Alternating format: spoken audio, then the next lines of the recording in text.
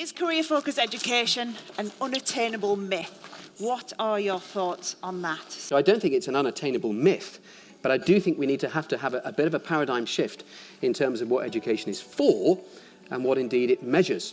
Einstein said that the intuitive mind is a sacred gift, and the rational mind is a faithful servant. And we've created a society that honours the servant and has forgotten the gift. And perhaps that's what days like today are all about. Yeah, really, really good points you made there, and we'll come back to some of those. Cindy, your thoughts? When we talk about career-focused education, what we're really talking about is how do we embed those skills, those behaviours, and nurture them from early years so that young people can succeed in their lives. It's not an unobtainable myth as the question teases out. I think that's also recognised. There's a lot of good practice. That said, we don't need to be complacent. We always need to improve. I think with all the changes that are happening in the workplace, look, we're living longer, our careers are going to be longer. With the advent of digital, AI, and all of these disruptors that are coming, we need to constantly evolve our learning. How do we improve our education system so that it does genuinely deliver both the academic and the non-cognitive? You can't do the non-cognitive bit in isolation.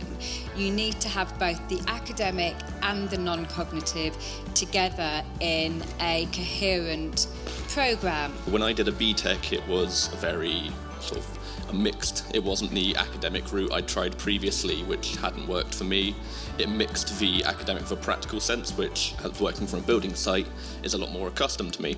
And I think it really gave me the confidence to then be able to go on to university, which is a very, very academic setting, and which previously I wouldn't have been able to do. It wasn't just the practical skills, it gave me the foundation to retry academically. Did you at all, when you were doing your A-levels, know anything about the BTECs and everything? Had that been presented to you in any way, or? It was seen as a very, not say negative route to take at the time.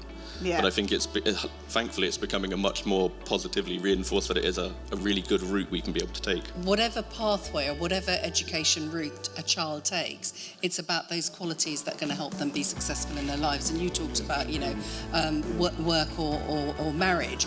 But I also think actually what we should be looking at more is where are sort of 24-year-olds, 30-year-olds, 35-year-olds in their lives? What's happening with underemployment in our society? What's happening with well-being and self-esteem? Because actually they're all directly related to what we do and how we educate from early years all the way through. The curriculum needs to be broader, it needs to be well balanced, and a removal of the focus on test results as the only metric. In the future we'll have 2 or 3 big careers during our life, so there needs to be this thing of a real, genuine approach to lifelong learning.